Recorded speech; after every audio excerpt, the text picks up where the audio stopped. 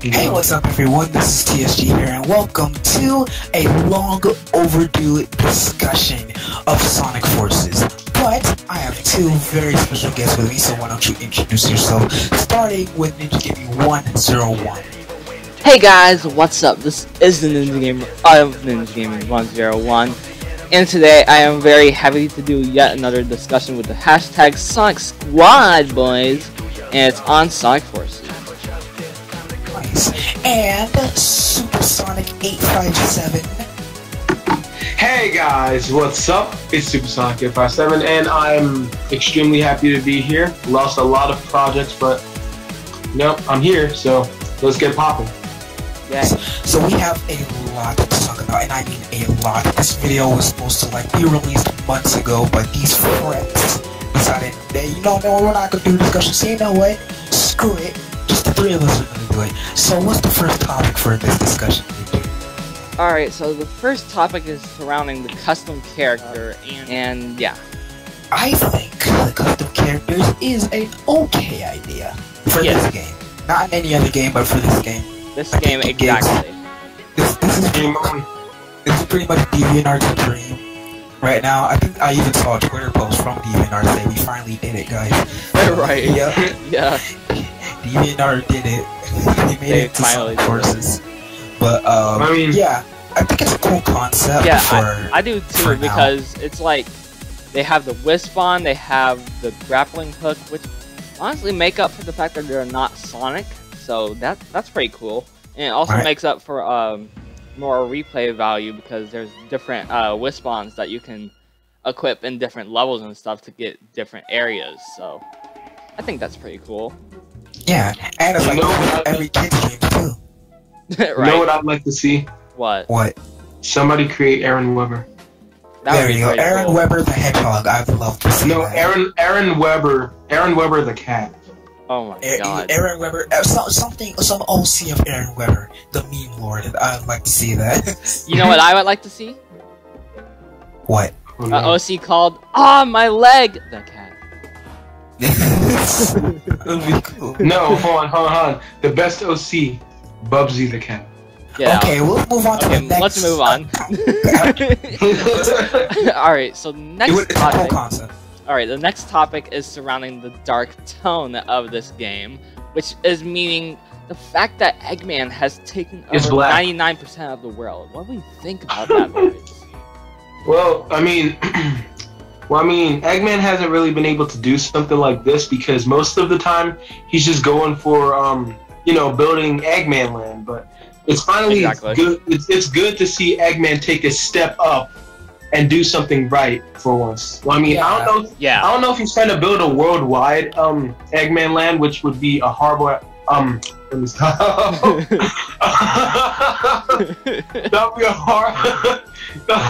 That would be a horrible idea to take over 99% of the world, excluding Green Hill Zone. Just to make it because everyone loves Green Hill Zone. Oh my god! But that's another topic for later. The darker tone. It has that Shadow the Hedgehog in Sonic Adventure 2 type of darkness, where it's like the level design and like in the CGI trailers and cutscenes, everything is destroyed. There are robots everywhere, and it's like that's kind of Shadow the Hedgehog. But then you also have Sonic Adventure 2, where it's like you kind of have the good versus evil and stuff like that. So. Yeah. And I think the stories will take that Sonic Adventure 2 route as well. Yeah, especially with it having all of these villains, dude. Yeah, all these characters, which we'll talk about later. Yeah. I was just about to name every single one. Not yet. But yeah, I think the dark tone is nice, a nice change of pace after Colors, Generations, and Lost World, where you got these light-hearted plots. Exactly. Well, I mean, there was Unleashed. That was kind of a dark tone, but not really. Yeah, that was in the middle. Yeah, Unleashed had a dark tone with a few jokes here and there. It was transitioning off of the It was transitioning off of the Shadow the Hedgehog dark tone, basically. Yeah, it's like, well, like, Unleashed pretty much had a dark tone with some jokes here and there. Colors, Generations, well, not Generations, but, like, Colors and Lost World was, like, pretty much jokes and lighthearted plot everywhere. Exactly. So.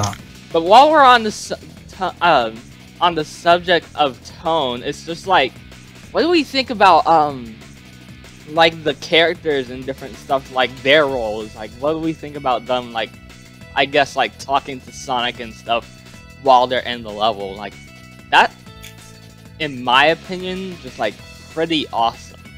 Yeah, so, well, now since we're going on to characters, I guess we can, like, since, Forces is now taking the heroes route with level design, where the characters are now talking to each other, I think that's a pretty unique thing. Because in Heroes, they had some pretty interesting dialogue and references to old Sonic games.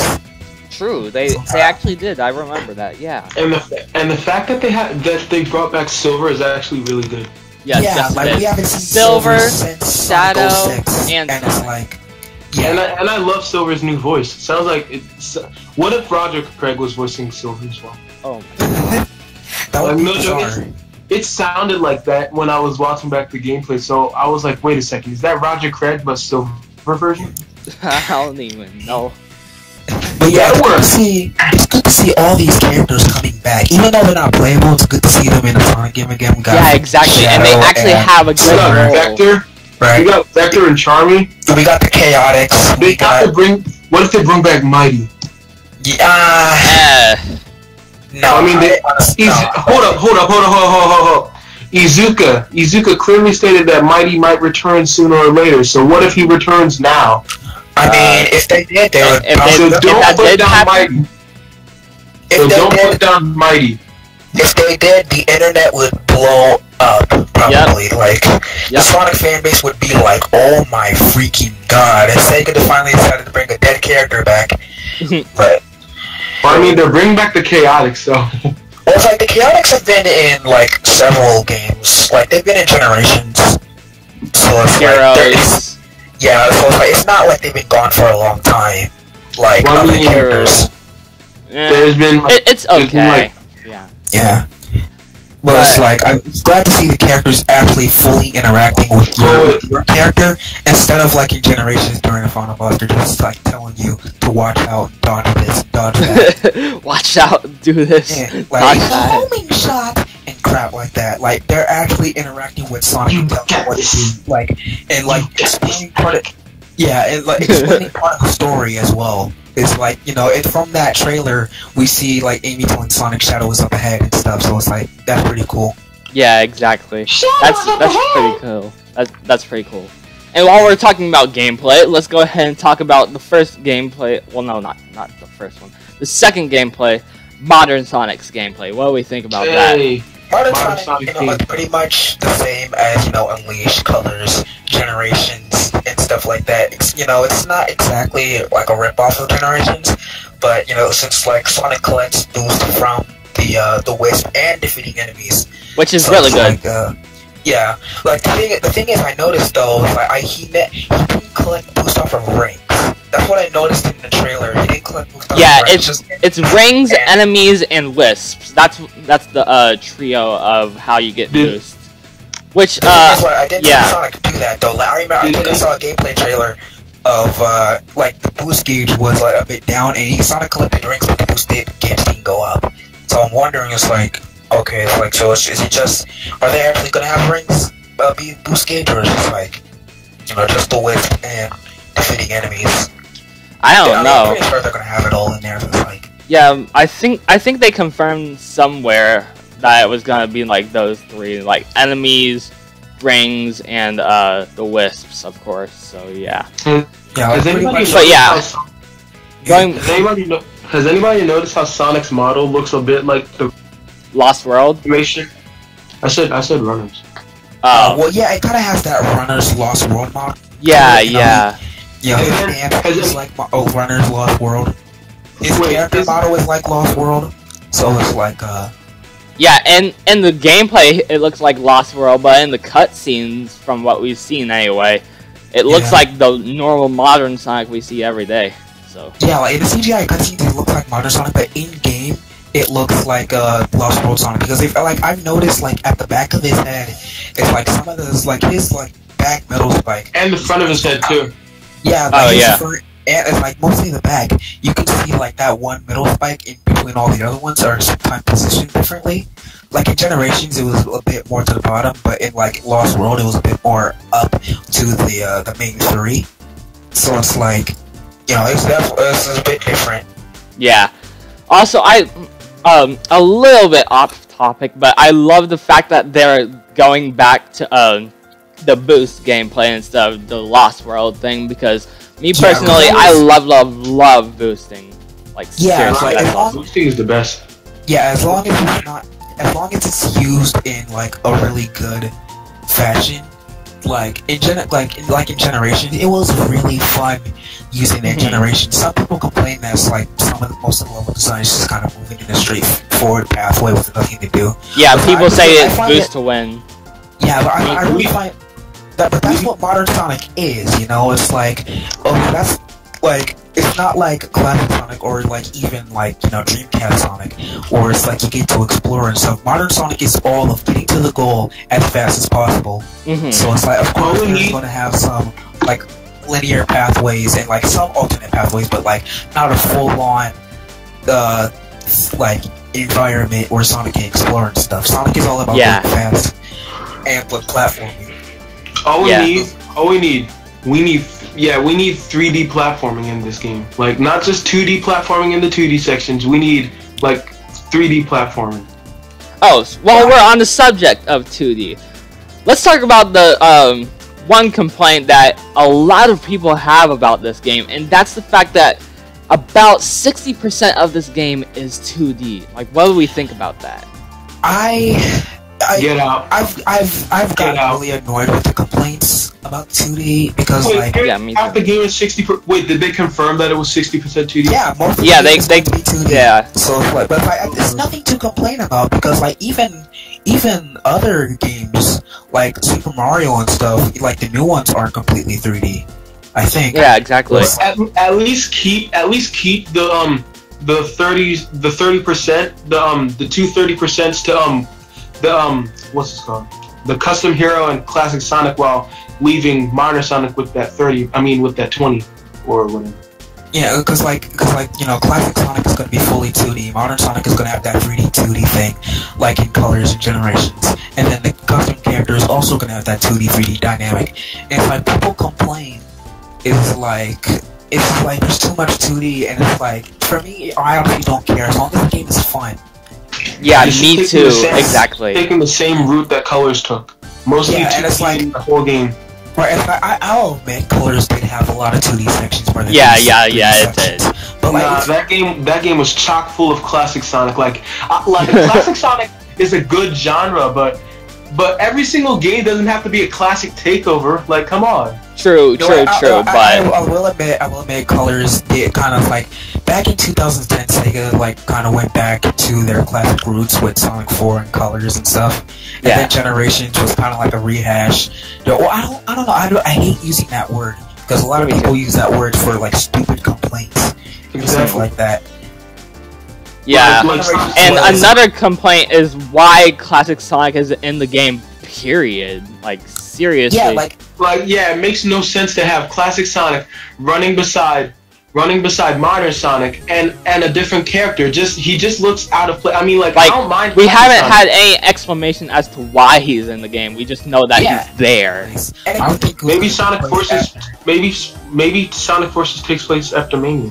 Right. Well, no, because like there's a thing here, because if Forces would maybe he's like running back through the zones, and then he gets back to Green Hill, and then he meets Modern Eggman.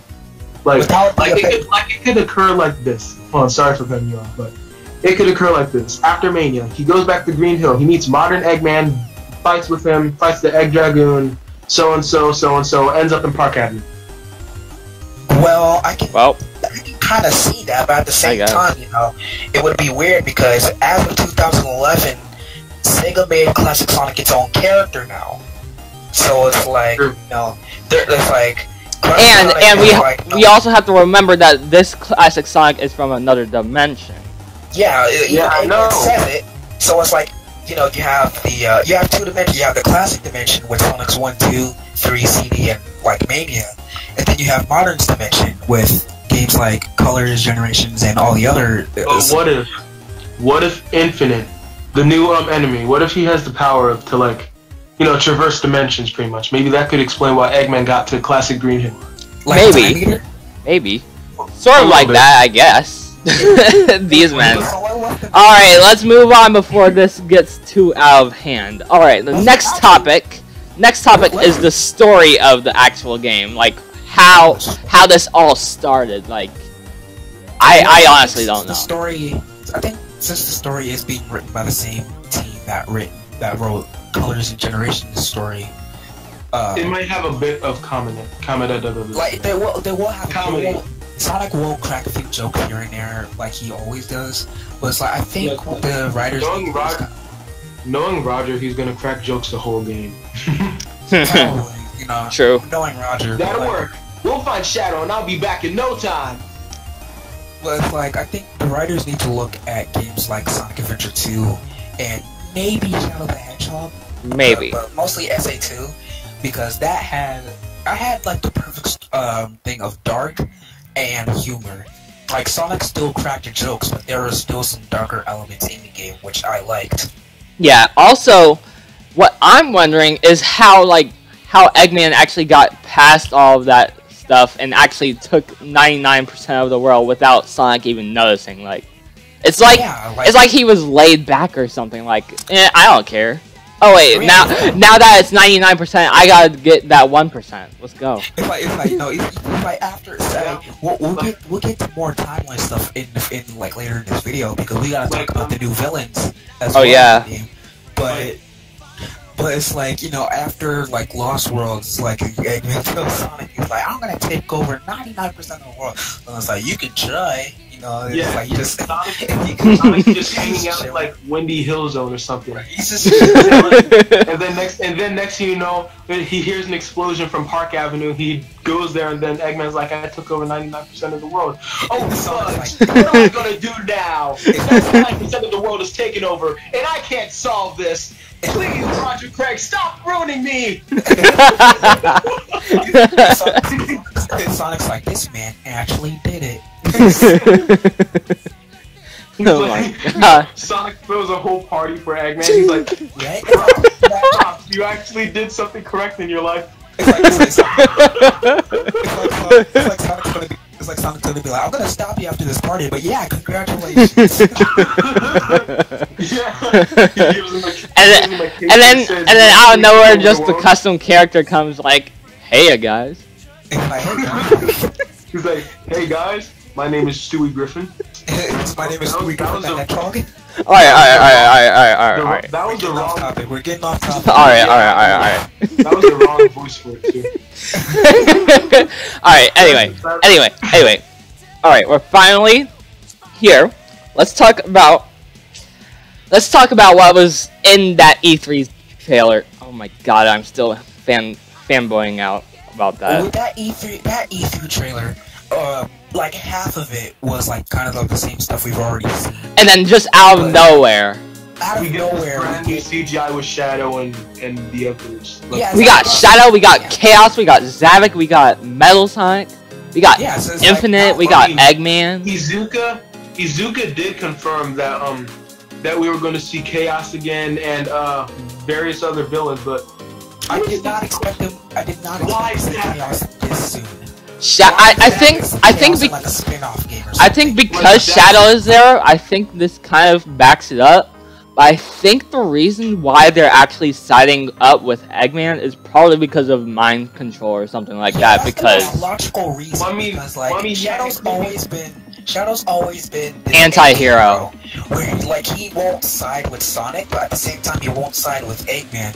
He does whatever he feels is right. He's neutral. He does whatever he feels is right. If he has if he has to save the world, he'll do that. If he has to destroy the planet, he'll do that. But it's like, well, I mean, he is partially on Sonic's side due to like the final Generations when he was supporting Sonic and defeating Eggman. Well, I mean, he is partially on Sonic's side, but he isn't fully on Sonic's side due to his neutral anti-hero mentality. So, like, yeah, there has to be some sort of mind control going on, like, or something like that, or maybe even from like another dimension, like maybe a shadow from another dimension. Controlling him, maybe Infinite. Yeah. You know, like, because the Infinite is hovering above all those villains. True, you know, it's not Eggman. True. It's Infinite, so it's like, you know, I'm pretty sure, like, you know, like, I'm getting Sonic 06 vibes right now.